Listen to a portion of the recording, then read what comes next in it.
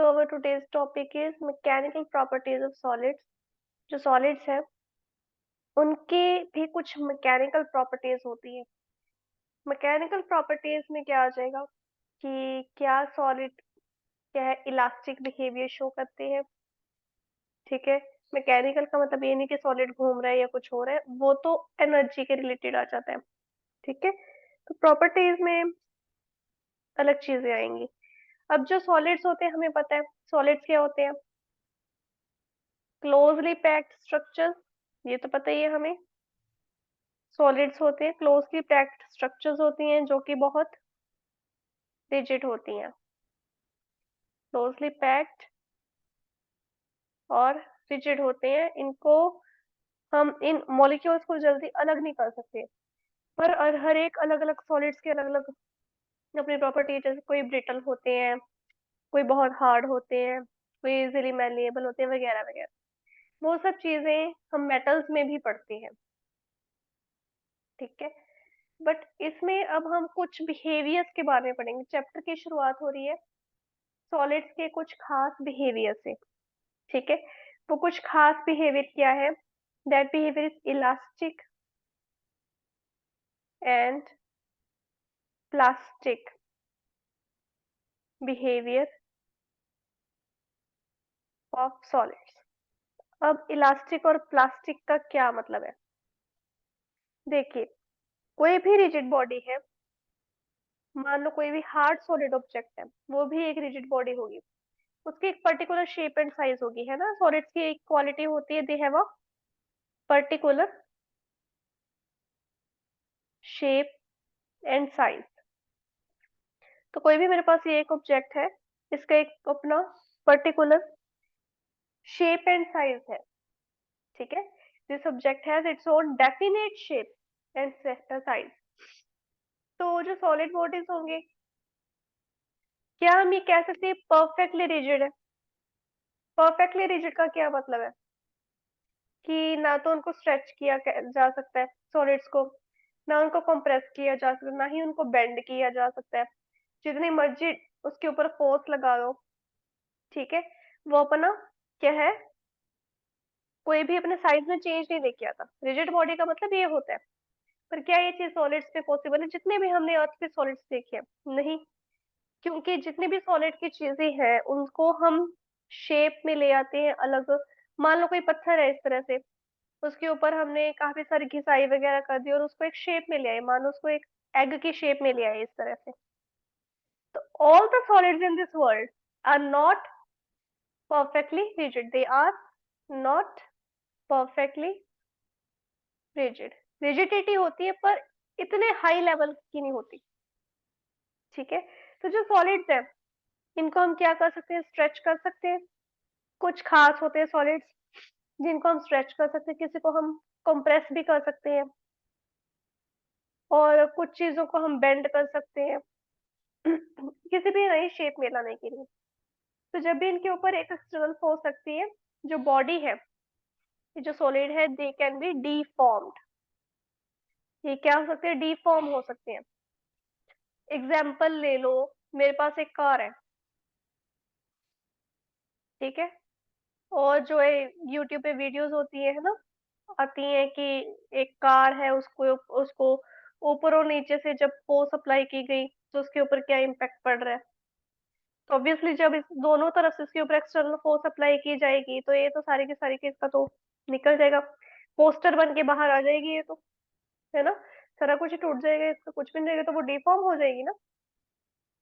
ठीक है, तो ये जो एक्सटर्नल फोर्स हमने कही है, ये जो मैं कह रही हूँ कि एक एक्सटर्नल फोर्स लगाई है, ये हमने क्यों लगाई है? ताकि हम इस सॉलिड को डिफॉर्म कर सके। तो इसको मैं डिफॉर्मिंग फोर्स भी कह सकती हूँ, बिल्कुल कह सकती हूँ। This is also known as deforming force, क्योंकि ऑब्जेक्ट को डिफॉर्म कर रही है। जब मैंने एक ऑब्जेक्ट के ऊपर, कोई भी ऑब्जेक्ट है, मान लो एक स्प्रिंग है, ठीक है, मैंने ऊपर और नीचे से इसके ऊपर क्या डिफॉर्मिंग फोर्स अप्लाई की, ठीक है, पूरी अप्लाई करके इसको कंप्लीटली कंप्रेस कर दिया, ऐसे इतना ही रह गया, ये कंप्लीटली कंप्रेस कर दिया। जैसे ही मैंने इस डिफॉर्मिंग फोर्स को हटाया, ये अपनी ओरिजिनल पोजीशन को रीगेन कर देगा, यहाँ पर वापस आ जाएगा। स्प्रिंग कर सकता है, बहुत से ऑब्जेक्ट ऐसा कुछ कर सकते हैं, लेकिन हर एक ऑब्जेक्ट अपनी ओरिजिनल शेप और साइज को रीगेन नहीं कर सकता। ठीक है, तो डिफरेंट टाइप्स ऑफ सॉलिड्स के ऊपर डिपेंड करते हैं। तो ये होता है elastic and plastic behaviour. Elastic behaviour कौन सा हो गया? अब इलास्टिक बिहेवियर वो हो गया व्हेन डिफॉर्मिंग फोर्स, ये लिखो, after the application of, after the application of deforming force, if the solid regains its shape and size,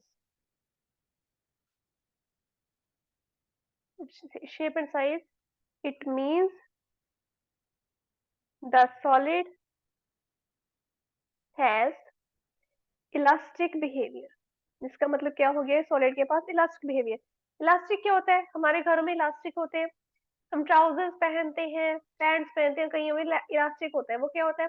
उसको स्ट्रेच कर दो, वापस वो उस पोजीशन में आ जाएगा, है ना?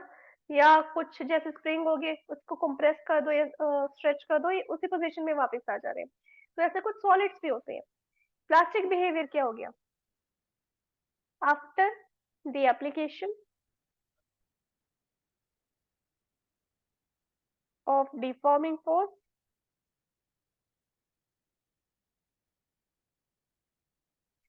if the solid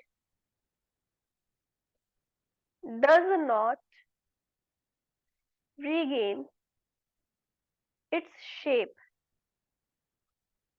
this means the solid possess plastic behavior, the solid possess plastic behavior। ठीक है, अब एक छोटी सी आगे डेफिनेशन करते हैं डिफॉर्मिंग फोर्स की, फिर डेफिनेशन आएंगी हमारे पास इलास्टिसिटी की, perfectly elastic body, plasticity and perfectly plastic body. जो ऑफिशियल डेफिनेशन है हम वो भी पढ़ेंगे। ये एक याद करने के लिए इजी लैंग्वेज में मैंने आपको बता दिया। ठीक है, अभी अब हम बात करते हैं डिफॉर्मिंग फोर्स के बारे में। डिफॉर्मिंग फोर्स क्या होती है, अच्छे से इसको डिटेल में पढ़ते हैं। देखिए, मान लो किसी भी बॉडी के ऊपर मैंने कोई फोर्स अप्लाई कर दी है, वो बॉडी स्टेशनरी भी हो सकती है। ठीक है, मेरे पास ये एक ऑब्जेक्ट है, इसके ऊपर मैं फोर्स अप्लाई कर रही हूँ। इट इज नॉट नेसेसरी कि ऑब्जेक्ट स्टेशनरी हो, इट इज नॉट नेसेसरी कि वो रेस्ट पे हो, वो मूव भी कर सकता है। ठीक है, वो रोटेट भी कर सकता है, फ्रीली भी मूव कर सकता है। ऑब्जेक्ट किसी भी कंडीशन में हो, मैंने उसके ऊपर कुछ फोर्स अप्लाई की है। ठीक है, तो क्या जब मैं उसको डिफॉर्म करने की कोशिश करूंगी वो डिफॉर्म प्रॉपरली हो पाएगा? नहीं। क्यों? जब वो मूव कर रहा होगा उसके ऊपर प्रॉपरली उस वे में फोर्स लगेगी नहीं। या जब वो रोटेट कर रहा होगा, मान लो इस डायरेक्शन में रोटेट कर रहा है और मैं यहाँ से फोर्स लगा रही हूँ, तो हो सकता है वो सॉलिड यहाँ से क्या थोड़ा बहुत डिफॉर्म होना शुरू हो जाए, पर प्रॉपरली नहीं डिफॉर्म हो पाएगा। तो डिफॉर्मिंग फोर्स के लिए हमारे पास कंडीशन होनी चाहिए कि जो ऑब्जेक्ट है वो क्या है? कंप्लीटली रेस्ट पे हो। ठीक है, जो ऑब्जेक्ट है ना तो कहीं पे मूव कर रहा हो, ना ही वो रोटेट कर रहा हो। ठीक है, तो object should be at rest, ये इसकी कंडीशन होती है फॉर द डिफॉर्मिंग फोर्स। ये कंडीशन है जब कोई भी ऑब्जेक्ट रेस्ट पे होगा। मान लो मैंने आपको बांध दिया अच्छे से, और मैं आपको पिटाई करके ना आपको डिफॉर्म करना चाह रही हूँ। ठीक है, तो मैं इजिली कर पाऊंगी। अगर मैंने आपके हाथ पैर खोल दिए, आप क्या करोगे? फ्रीली मूव करोगे, भागोगे, दौड़ोगे, घूम फिर के मुझे पेट दोगे। तो आपको डिफॉर्म करने के चक्कर में मैं खुद डिफॉर्म हो जाऊंगी, आप मुझे ही पेट दोगे। एक तो ये लॉजिक लगा सकते हैं। दूसरा क्या, जब किसी भी ऑब्जेक्ट के ऊपर डिफॉर्मिंग फोर्स लगा रही है, कोई ऐसी एक्सटर्नल फोर्स जिससे उसकी शेप और साइज को खराब कर दिया जाए, तो वो प्रॉपरली अप्लाई नहीं होती। ये स्प्रिंग के ही एग्जांपल ले लेते हैं। अगर ये स्प्रिंग बार बार इधर उधर मूव कर रहा है और तो मैं इसको यहाँ और यहाँ से दबाने की कोशिश कर रही हूँ, तो जब मैं इसको दबाने की कोशिश करूंगी, अगर ये ऐसे ऐसे मूव कर रहा है, ठीक है, तो देयर चांसेस कि इतना पार्ट डिफॉर्म हो, ये ऐसे बाहर निकल के इस तरह से हो जाए। ये चीज होती है इस तरह से स्प्रिंग्स के केसेस में, ठीक है। तो दैट इज नेसेसिटी कि वो कंप्लीटली स्टेशनरी पोजीशन पे हो। और जब डिफॉर्मिंग होगी, ऑब्जेक्ट के अंदर क्या क्या चेंजेस आएंगे? ऑब्जेक्ट की हाइट में चेंजेस आ जाएंगे, ठीक है, ऑब्जेक्ट के लेंथ में चेंजेस आ जाएंगे, इसके अलावा ऑब्जेक्ट की शेप में और वॉल्यूम में भी चेंजेस आ सकते हैं, ठीक है। तो यहाँ पर डिफॉर्मिंग फोर्स की क्या डेफिनेशन आ जाएगी कि force which changes the size और shape of a body is called deforming force. हर एक एक्सटर्नल फोर्स को हम डिफॉर्मिंग फोर्स नहीं कह सकते। Every external force is not a deforming force. Why?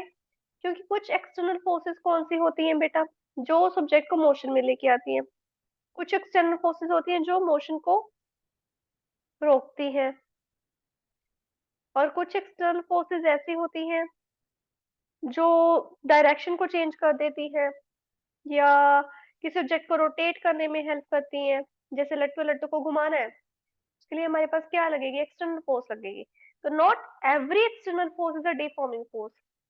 सिर्फ वही फोर्स को हम डिफॉर्मिंग फोर्स कहेंगे जो कि हमारी हेल्प करेगा किसी भी ऑब्जेक्ट की साइज या शेप को चेंज करने में, ठीक है। That force will be only considered as the deforming force. अब एक बात करते हैं इलास्टिसिटी की। इलास्टिसिटी होती क्या है सॉलिड्स के केसेस में? इन सॉलिड्स, ठीक है, अगर कोई बॉडी, वही चीज होगी, remains its regains its shape and size. इसको रीगेन भी कह सकते हो या ये भी कह सकते हो, कोई भी बॉडी है remains in its original shape and size. कब?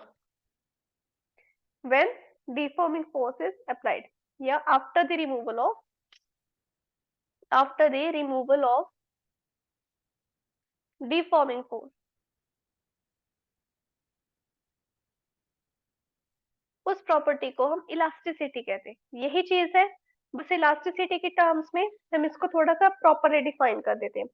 जैसे कि रबर बैंड है, लड़कियों के रबर बैंड्स आते हैं, हेयर बैंड्स आते हैं, कुछ इलास्टिक का डाला होता है जिनों में, जिन वालों में क्लोथ के बने होते हैं, जो दे आर इलास्टिक सॉलिड्स, ठीक है, वो इलास्टिक बिहेवियर पोजेस करते हैं, है ना।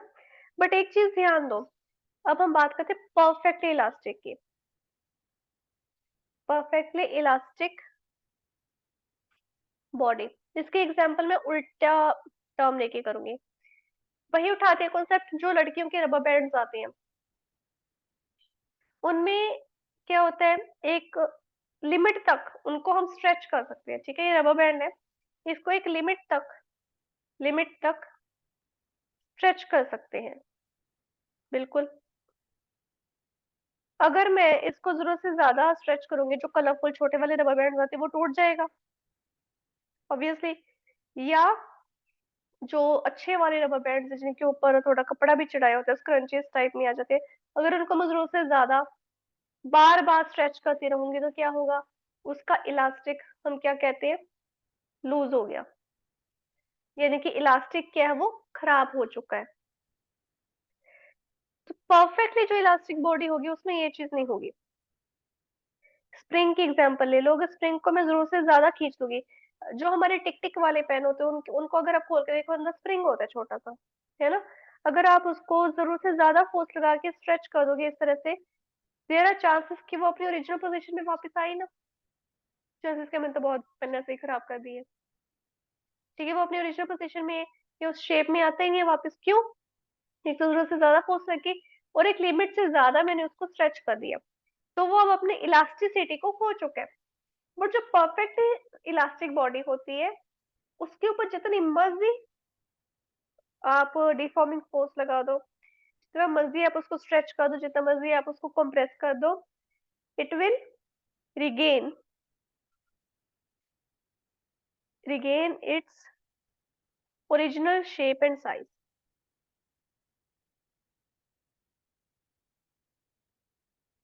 कब करेगा? धीरे धीरे नहीं, वो कंप्लीटली, ये नहीं है कि थोड़ा बहुत रह गया, नहीं, वो कंप्लीटली और इमीडिएटली रीगेन कर लेगा, इमीडिएटली रीगेन कर लेगा after the removal of deforming force. ये होती है क्वालिटी परफेक्टली इलास्टिक बॉडी की। ठीक है, तो एक नियरेस्ट अप्रोच है प्लास्टिक बॉडी की, मतलब कि परफेक्टली इलास्टिक बॉडी की, that is the quartz fibre. Quartz fibre, अभी तक हमने जितने भी ज्यादा इसके ऊपर एक्सपेरिमेंट्स किए हैं, जितना भी ज्यादा इसको स्ट्रेच कंप्रेस या डिफॉर्मिंग फोर्स अप्लाई करने की कोशिश की है, ये अपनी परफेक्टली इलास्टिक बॉडी की जो प्रॉपर्टीज है उसको हर बार इसने शो किया है। ठीक है, तो ये परफेक्टली इलास्टिक बॉडी हमारे पास यहाँ पर ही आ गया। अब नेक्स्ट हमने करना है प्लास्टिसिटी। नेक्स्ट हमारा टॉपिक क्या है? प्लास्टिसिटी। ये इलास्टिसिटी और प्लास्टिसिटी को समझना बहुत जरूरी है इस चैप्टर के लिए, क्योंकि बहुत सारे ऐसे कॉन्सेप्ट है, कुछ क्वेश्चंस आएंगे जैसे ब्रिजेस बने होते हैं, पुल बने होते हैं, फ्लाईओवर्स होते हैं, उनके अंदर का जो मटेरियल है वो भी इलास्टिक और प्लास्टिक बिहेवियर पोजेस करता है। ठीक है, तो ऐसे कुछ इंपॉर्टेंट क्वेश्चंस आते हैं इसके बेसिस पे। अब हम करते हैं प्लास्टिसिटी। प्लास्टिसिटी क्या है? वही बॉडी जो अपनी ओरिजिनल पोजिशन और शेप को रिगेन ना करके, ठीक है, body that does not regain its original shape and size. ठीक है, after the even after the removal of, ये भी लिखना जरूरी है, चाहे इसके ऊपर से हमने जो डिफॉर्मिंग फोर्स है वो रिमूव कर दी, even after the removal of deforming force, तो वो क्या होगी? प्लास्टिक को बॉडी, और जो बॉडी इस प्रॉपर्टी को पोजेस कर रही है वो क्या करेगी? प्लास्टिसिटी को मतलब कि शो करेगी। एग्जाम्पल है च्युइंगम। डेली लाइफ एग्जाम्पल्स लेंगे हम, बड़ी बड़ी एग्जाम्पल्स नहीं ले रहे हैं। च्युइंगम है, उसको आप स्ट्रेच कर दो, वापस उस पोजीशन में नहीं आने वाली है, खा खा के आप उसके नई शेप बना चुके होते हो। ठीक है, उसके बाद वो वैसी वाली शेप में रहती नहीं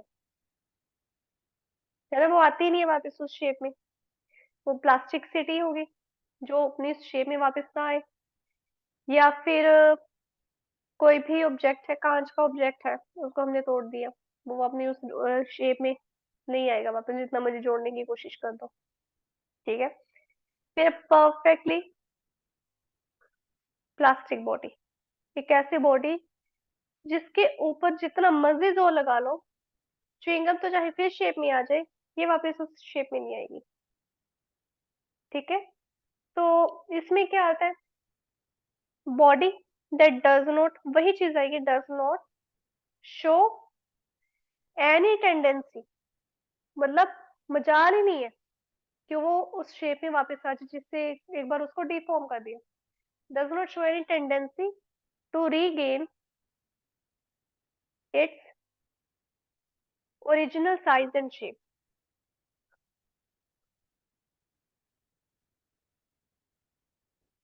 even after the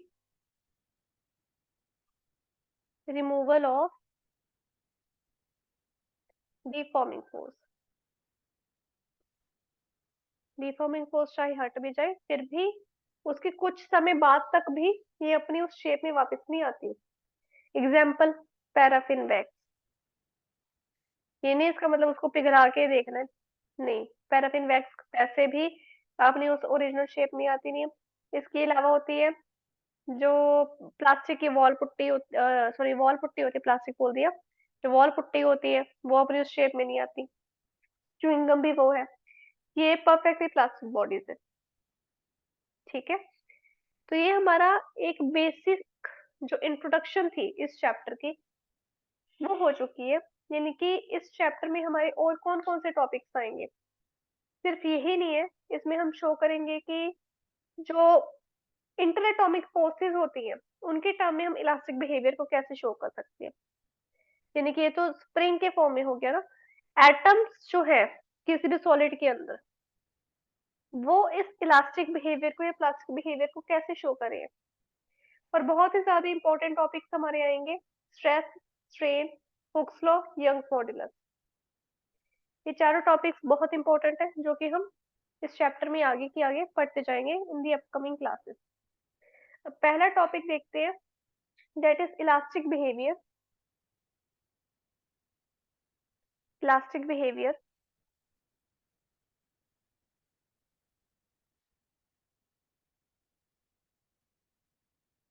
in terms of interatomic forces।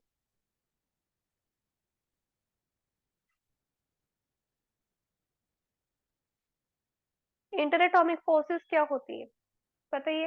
Atoms के अंदर एक दूसरे के प्रति कोई भी मॉलिक्यूल है, उसमें जितने भी एटम्स हैं उन एटम्स में आपस में जो फोर्सेस आ रही है एक दूसरे को अपने पास करने की, एक दूसरे को एक दूसरे से दूर करने की, वो होती है इंटरएटॉमिक फोर्सेस। ठीक है, तो जो एटम्स है किसी भी सॉलिड में, एक मिनट, सॉरी, कोई भी सॉलिड है, ओह सॉरी सॉरी, मेरे पास एक सॉलिड है जिसके अंदर अलग अलग पोजीशन पे ये एटम्स हैं, जिसके कारण ये अपनी शेप बना के बैठा है। ठीक है, ये मैंने 1D में दिखाया, 2D में इसको थोड़ा सा टेढ़ा करके, 3D में और भी टेढ़ा करके हम दिखा सकते हैं। जो ये एटम्स हैं ये एक दूसरे के साथ एक इंटरएटॉमिक फोर्सेस के कारण क्या आपस में पैक्ड है, बेसिकली क्लोजली पैक्ड है, सिर्फ इन इंटरएटॉमिक फोर्सेस के कारण। इनमें क्या होता है, पोटेंशियल एनर्जी आती है, इंटरएटॉमिक फोर्स एफ आती है। ठीक है, और एक आती है इंटर एटॉमिक सेपरेशन आर। ठीक है, ये जितने भी हमारे पास सॉलिड्स होते हैं उन सबकी अपनी अपनी कुछ ना पोटेंशियल एनर्जी होती है, और अपनी एक सेपरेशन भी होती है। अब देखिए, अगर आपको ये पता हो कॉन्सेप्ट, कोई भी दो एटम्स हैं वो अपने आप को कंप्लीटली टच नहीं कर सकते एक दूसरे को, बिकॉज ऑफ दीज इंटरएटॉमिक फोर्सेस। यानी कि इनके अंदर कुछ ना कुछ हद तक सेपरेशन रहती है। अब हम किससे बने हैं, एटम से बने हैं। हम किसी भी चीज को उठा रहे हैं, हम उसको टच कर रहे हैं, बट अगर हम माइक्रोस्कोपिक लेवल पे देखें, हम उस चीज को फोर्स लगा के उठा जरूर रहे हैं, लेकिन स्टिल हमारी बॉडी में और उस ऑब्जेक्ट के एटम में थोड़ा सा बिल्कुल माइनस सा इतना डिफरेंस रहेगा जो कि हमें दिखाई नहीं दे सकता। That is only because of interatomic forces. यानी कि ये जो है उनको सेपरेट करने में भी हेल्प करते हैं, क्योंकि अगर वो आपस में कंप्लीटली टच हो गए, अब इनके अंदर क्या है बेटा, इलेक्ट्रॉन्स है आउटर शेल में, वो इलेक्ट्रॉन्स एक दूसरे के साथ मिल जाएंगे, न्यूक्लियस है एक दूसरे के इलेक्ट्रॉन को अपनी तरफ बिल्कुल ही खींच लेगा। फिर जब वो एटम इस तरह से आपस में कंप्लीटली मिल गए, तो फिर तो वो एटम्स घुल गए एक दूसरे में, बड़ा एटम है जो कि पॉसिबल ही नहीं है। तो इस चीज को ध्यान रखो, जो इंटरएटॉमिक फोर्सेस जो एटम्स को क्लोजली पैक्ड रखती जरूर है, लेकिन स्टिल उनके अंदर क्या है, सेपरेशन रखती है। तो ये चीज भी हम इसमें पढ़ेंगे। मान लो इस डायरेक्शन में मेरे पास क्या है, इंटर एटॉमिक सेपरेशन है, उसको हम आर से डिनोट करते हैं। आर क्या है मेरे पास, इंटर एटॉमिक सेपरेशन। और इस तरफ मेरे पास है पोटेंशियल एनर्जी, इस तरफ है पोटेंशियल एनर्जी। जब भी इंटर एटॉमिक सेपरेशन ज्यादा हो, बढ़ जाए, ठीक है, यानी कि दो एटम्स इनके बीच की दूरी बढ़नी शुरू होगी, पहले यहाँ पर थे, फिर यहाँ पर होने लगे, फिर यहाँ पर होने लगे, दोनों दूर होते जा रहे हैं, रिपल्शन क्रिएट हो रही है। उस वक्त जो पोटेंशियल एनर्जी होगी ना, नेगेटिव हो जाएगी। जो पोटेंशियल होगी एनर्जी उन एटम्स के बीच में है, वो नेगेटिव होनी शुरू हो जाएगी। और जब ये चीज शुरू हो जाए, सेपरेशन शुरू हो जाए, तो इंटर एटॉमिक फोर्स जो है इनको अट्रैक्ट करने की कोशिश करती है, इट बिकम्स अट्रैक्टिव। कौन अट्रैक्टिव हो जाती है? Inter atomic force. क्यों होती है? ताकि ये दोबारा से क्लोज होने शुरू हो जाए, पोटेंशियल एनर्जी वापस से पॉजिटिव होनी शुरू हो जाए। ठीक है, अब देखिए यहाँ पर क्या था, पोटेंशियल एनर्जी हाईएस्ट पोजीशन पे थी। इस वक्त जो था इंटर एटॉमिक सेपरेशन बहुत कम थी। जैसे जैसे सेपरेशन बढ़ती गई, ये पोटेंशियल एनर्जी कम होनी शुरू हो गई। जैसे जैसे ये और बढ़ी, यहाँ पर ये इतनी ज्यादा बढ़ चुकी है, ये और नीचे आ गया। मान लो यहाँ पर ये इतनी दूर हो चुकी है, ये नेगेटिव होनी शुरू हो जाएगी, नेगेटिव होती रहेगी, लेकिन एक हद पे आके क्या होना शुरू होगा? मान लो यहाँ से इतनी हद पे आ गए, नहीं लग रहा है, इतनी हद पे आ गई, यहाँ पर क्या होगा? जो इंटरएटॉमिक फोर्स है, ये क्या है? अट्रैक्शन शुरू करनी शुरू कर देगी। ठीक है, अब यहाँ से रिपल्शन शुरू होगी थी इनके बीच में। जैसे ही ये जीरो पे पहुंचा ना, ये जीरो है, जैसे ही ये जीरो पे पहुंचे पोटेंशियल एनर्जी, यहाँ पे रिपल्शन स्टार्ट होगी। जैसे ही रिपल्शन स्टार्ट हुई, वैसे ही क्या होगा? वो थोड़ी थोड़ी तो बढ़ेगी, क्योंकि वो नेगेटिव होगी पोटेंशियल एनर्जी, पर जब एक ज्यादा लिमिट से नेगेटिव होनी शुरू हो जाएगी, हमारे पास एक आर नोट वैल्यू होती है, जहाँ पे जीरो होती है, जहाँ पे पोटेंशियल एनर्जी जीरो होती है, आर नोट वैल्यू होती है। जैसे ही आर नोट वैल्यू कम होती जाएगी, पोटेंशियल एनर्जी क्या है? एकदम से बढ़नी शुरू होगी, स्टीपली इंक्रीज होगी, इस तरह से स्टीपली इंक्रीज होके इसके क्लोज आनी शुरू कर देगी। अब जैसे ही ये चीज होगी, यहाँ पर क्या, किसके कारण हो रही है ये? अट्रैक्शन के कारण। किनके कारण? Inter atomic force attraction. यानी कि ये अब इनको क्लोज लाना शुरू कर देगा। यहाँ पर और क्लोज आ गए, यहाँ पर और क्लोज आ गए, ठीक है, यहाँ पर और क्लोज आ गए, इस तरह से होगा। नॉर्मली जो एटम्स हैं वो r is equal to r naught की पोजीशन को ऑक्युपाई कर लेते हैं, मिनिमम पोटेंशियल एनर्जी पे चले जाते हैं। क्योंकि ये जो है, यहाँ पर पोटेंशियल एनर्जी जब मिनिमम होती है, उस वक्त क्या होती है? इनके लिए, इंटर एटॉमिक मॉलिक्यूल्स के लिए, या जो जितने भी एटम्स हैं उनके लिए, ये एक स्टेबल इक्विलिब्रियम है। ये है एक पोजीशन ऑफ स्टेबल इक्विलिब्रियम।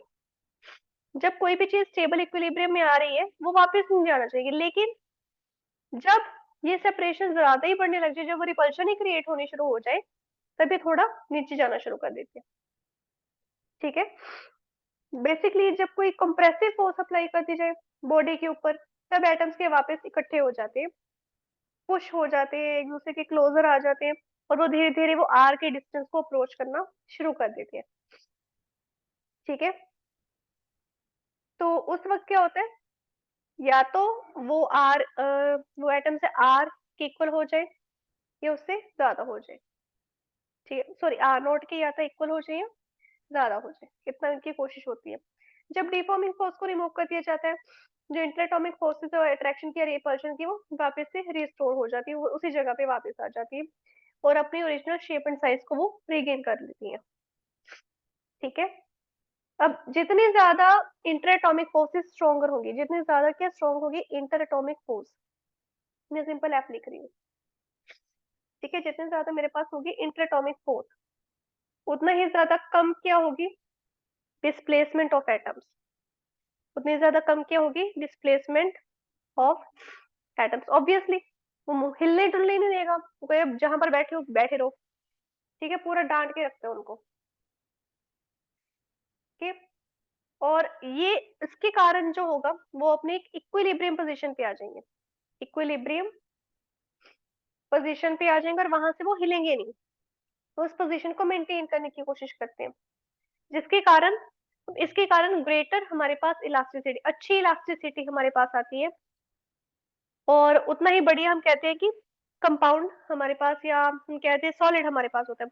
अगर जो ट्राउजर्स में इलास्टिक होता है वो घटिया क्वालिटी का हो, डिफॉर्मिंग का फोर्स अप्लाई करने के बाद वैसे ही शेप में नहीं आता, थोड़ी वो अपनी शेप और साइज को लूज कर देता है, लेकिन अच्छे वाला हो तो कई साल चलता है वो, है ना?